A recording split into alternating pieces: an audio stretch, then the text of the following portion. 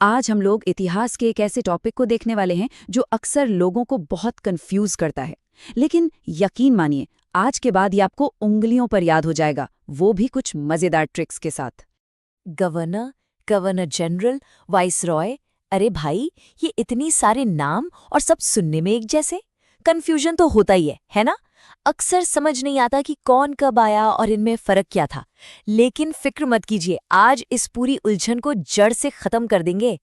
तो देखिए, ये जो पद बदले ना, ये कोई मामूली बात नहीं थी। ये असल में भारत पर ईस्ट इंडिया कंपनी की पकड़ मजबूत होने की कहानी है। इसे ऐसे समझिए जैसे शक्तिमान ही गंगाधर है। मतलब आदमी एक ही, बस नाम और ताकत बढ़ती जा रही थी।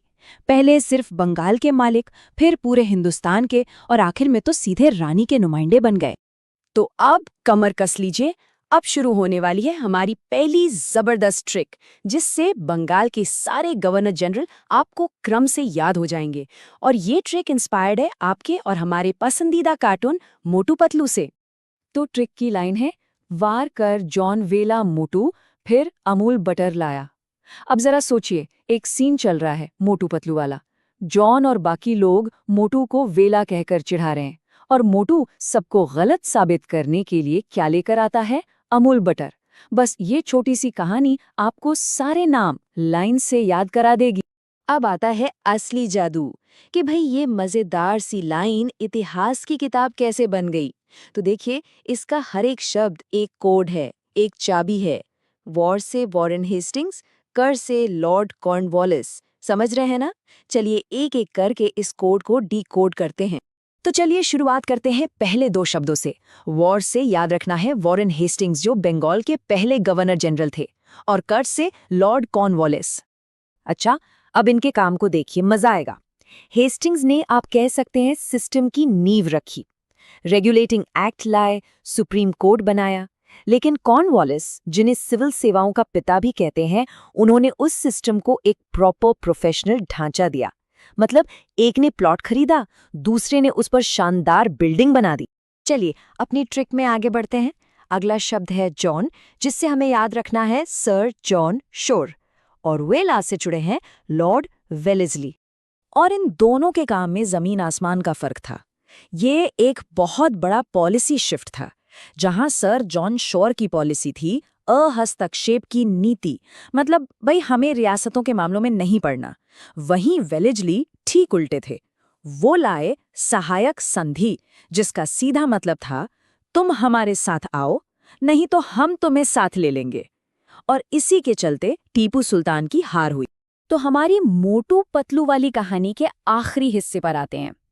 मोटू से लॉर्ड मिंटो, फिर से लॉर्ड हेस्टिंग्स, अमूल से लॉर्ड एमहर्स्ट, और हमारी कहानी का हीरो बटर यानी लॉर्ड विलियम बेंटिंग। अब यहाँ पर एक बहुत ज़रूरी बात है, लॉर्ड विलियम बेंटिंग के साथ एक पूरा चैप्टर ख़त्म होता है। वो बंगाल के आखिरी गवर्नर जनरल थे, और उन्होंने इस पद को सती प्रथा को ख़त्म करने जैसे एक बहुत बड़े सामाजिक सुधार के साथ अलविदा कहा। तो दोस्तों, कहानी में एक और मोड़ आता है। साल था 1833। चार्टर एक्ट आया और उसने पूरा गेम ही बदल दिया। जो पद अब तक बंगाल का गवर्नर जनरल था, अब वो भारत का गवर्नर जनरल बन गया। पावर और बढ़ गई। तो जाहिर है इसके लिए हमें एक नई ट्रिक चाहिए होगी। तो पेश है हमारी दूसरी ट्रिक, और ये तो और भी आसान है। बस एक सवाल पूछना है, बटर और ब्रेड हनी डाला कौन? है ना सिंपल। चलिए अब इस सवाल का जवाब ढूंढते हैं और देखते हैं ये नाम कैसे बताता है। और हाँ, एक बात पर गौर कीजिएगा, बटर यानी लॉर्ड विलियम बेंटिंग यहाँ फिर से आ गए। क्यों? क्योंकि वो बंगाल के तो आखिरी थे, लेकिन पूरे भारत के पहले गवर्नर जनरल बने। तो बटर से हो गए लॉर्ड विलियम बेंटिंग, भारत के पहले गवर्नर जनरल। और हमारे सवाल में अगला शब्द था और, जिससे हमें याद रखना है लॉर्ड ऑकलैंड को। यहाँ भी देखिए, दोनों के काम करने का तरीका कितना अलग था। बेंटिंग का पूरा फोकस भारत के अंदर सुधारों पर था, जैसे अंग्रेजी को शिक्षा का माध्यम बनाना। वहीं दूसरी तरफ थे ऑकलैंड, जिनकी विदेश नीति पूरी तरह फ्लॉप रही, खासकर पहला अफगान युद्ध, जो एक बहुत बड़ी तबाही साबित हुआ। चलिए अपने नाश्ते की ट्रिक में आगे बढ़ते हैं। ब्रेड से हमें याद रखना है लॉर्ड एलनबरो को, और हनी से लॉर्ड हार्डिंग प्रथम। और इन दोनों के समय में भी हमें एक कॉमन पैटर्न देखने को मिलता है। एक तरफ दास प्रथा और कन्या भ्रूण हत्या जैसी सामाजिक बुराइयों को खत्म करने की कोशिश, तो दूसरी तरफ सिंध पर कब्जा करना और सिखों से लड़ाई, मतलब सुधार भी और साम्राज्य का विस्तार भी। और अब हम अपनी ट्रिक के सबसे अहम हिस्से पर पहुंच गए हैं। डाला से आते हैं लॉर्ड डलहौजी, जिनके कामों ने भारत की शक्ल बदल दी। और कौन से आते हैं? लॉर्ड कैनिंग, जिनके दौर में वो हुआ जिसने ब्रिटिश राज की नींव हिला दी। देखिए, ये कनेक्शन समझना बहुत बहुत जरूरी है। डलहौजी ने भारत में रेलवे, टेलीग्राफ, डाक व्यवस्था लाकर मॉडर्नाइजेशन तो किया, ये सच है, लेकिन साथ ही उन्होंने डॉक्ट्रिन ऑफ लैप्स यानी व्यपगत का सिद्धांत जैसी नीतियां भी लागू की, जिससे राजाओं और आम लोगों में जबरदस्त गुस्सा भर गया। और ये सारा गुस्सा एक ज्वालामुखी की तरफ फटा लॉर्ड कैनिंग के समय में, जिसे हम 1857 के महाविद्रोह के नाम से जानते हैं।